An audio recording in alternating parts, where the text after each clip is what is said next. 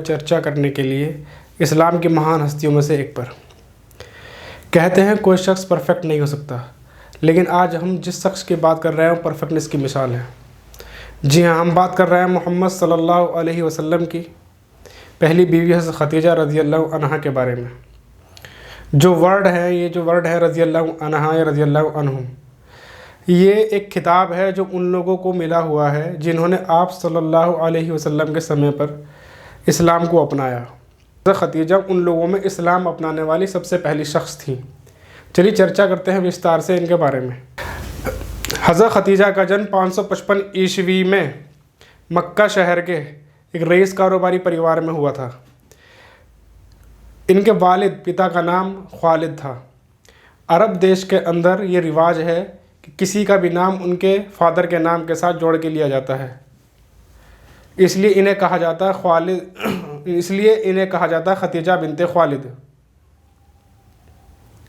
हज़रत खदीजा के कबीले का नाम बनु असद था और इनके फादर अपने कबीले के सरदार थे। इनकी जो वालदा थी उनका नाम फ़ातिमा बिनते जहदाह कुरैश के अमीर इब्न लुए कबीले की सदस्य थी और मोहम्मद सल्लल्लाहु अलैहि वसल्लम की तीसरी चचेरी बहन थी। हज़रत खदीजा का आप मोहम्मद सल्लल्लाहु अलैहि वसल्लम के निकाह में आने से पहले इनकी 2 शादियाँ और हो चुकी थी। इनकी पहली शादी अतीक बिन ऐद से हुई, जिनके गुजर जाने के कुछ वक्त बाद इनकी दूसरी शादी अबू हाला बिन अल-नब्बास से हुई। कुछ वक्त बाद अबू हाला का भी इंतकाल हो गया। इनके वालिद की फ़ौत के बाद इन्होंने अपना जो इनका घर का बिज़नेस था वो संभाला। इनके परिवार एक कारोबारी परिवार तो था ही।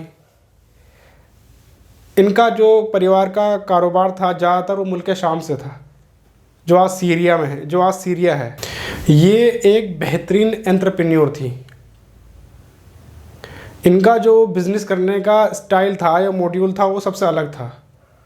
अरब के लोग क्या करते थे, वो बिज़नेस जब करने जाते थे तो वो ख़ुद भी तिजारत किया करते थे, लेकिन ये जो है तिजारत करने के लिए किसी को हायर कर लिया करती थी, माल को फ़रोख्त करने के लिए या बेचने के लिए, ख़रीदने और बेचने के लिए माल को ये किसी को भेजा करती थी और उसमें अपने जो मुनाफा होता था उसमें एक हिस्सा उसको दिया करती थी।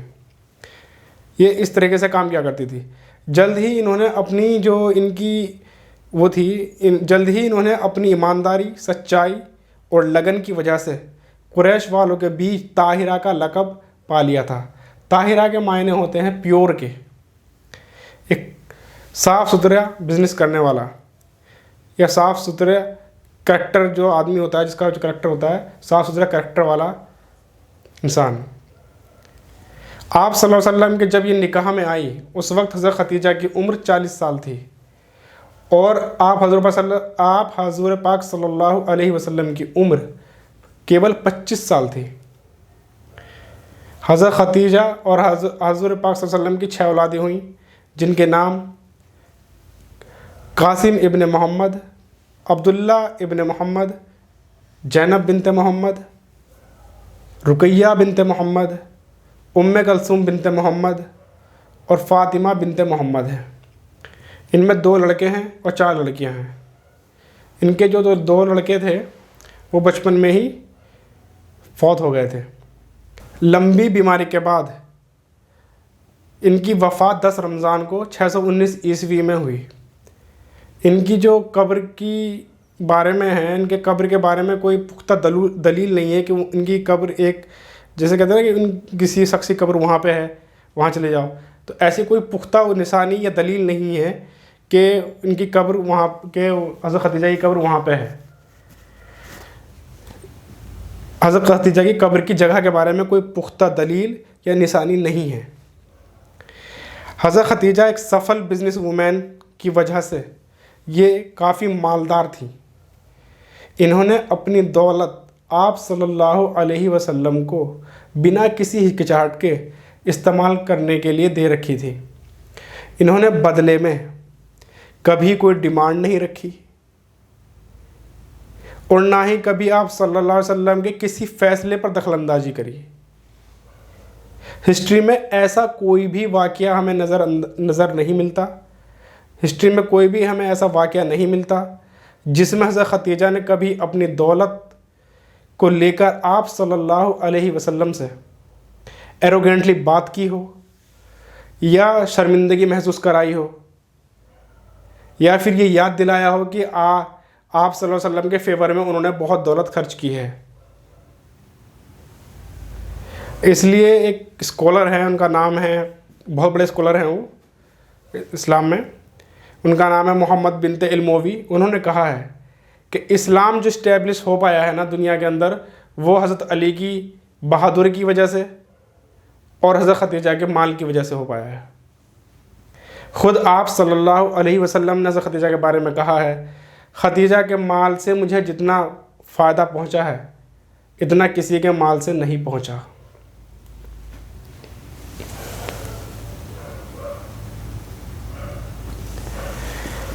जब अपने नबी होने का अनाउंस कर दिया और इस्लाम के प्रचार प्रसार में लग गए तो विरोध करने वालों का जैसे तूफ़ान आ गया हो। इनके विरोधियों ने इन पर फिज़िकली, मेंटली हर तरीके के अटैक करे। उन्होंने इन्हें पागल, जादूगर, शायर, रिश्ते तोड़वाने वाला, भाई से भाई को लड़वाने वाला कहने लगे और इकोनॉमिकली बॉयकॉट कर दिया इनका। और इन पर रास्ते में जब जाते तो इन पर पत्थर फेंकते, तरह तरह की इन्हें अजियत देते। इन बुरी सिचुएशन में भी हज़रत खदीजा आप सल्लल्लाहु अलैहि वसल्लम को तसल्ली देती और कहती कि वो हक़ पर हैं और उनके हक़ पर होने का पक्का दावा करती, जिससे आप सल्लल्लाहु अलैहि वसल्लम को अपने विरोधियों का सामना करने के लिए उत्साह मिलता। इन्होंने कभी भी घर में ऐसा माहौल क्रिएट नहीं किया जिस वजह से आप सल्लल्लाहु अलैहि वसल्लम को इस्लाम का प्रचार करने में दिक्कत हो। हज़रत खदीजा इस्लाम कबूल करने वाली सबसे पहली शख्स थी।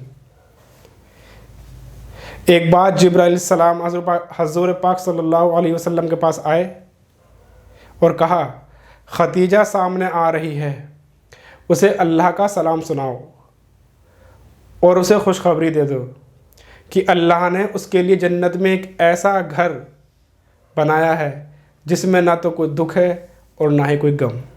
सल्लल्लाहु अलैहि वसल्लम ने हज़रत खदीजा को 4 जन्नती औरतों में शामिल किया है। वो 4 जन्नती औरत हज़रत खदीजा, हज़रत फ़ातिमा, हज़रत मरियम, हज़रत आसिया हैं। हज़रत खदीजा के बारे में इतना ही। अगर आपको हमारी जानकारी अच्छी लगी हो तो वीडियो को लाइक कीजिए, शेयर कीजिए, चैनल को सब्सक्राइब कीजिए ताकि हमारी ये पहल अपनी मंजिल तक पहुंच सके। अपनी बच्चियों को, बहनों को एजुकेट बनाइए और उनका सम्मान कीजिए, जिससे वो आने वाले वक्त में इस्लाम का बेहतरीन तहज़ीब और तरीक़ा दुनिया के सामने रख सकें। अपने 8 सवालों की तैयारी करके रखिए। अल्लाह हमें बोलने और सुनने से ज़्यादा अमल करने की तौफीक अता फ़रमाए।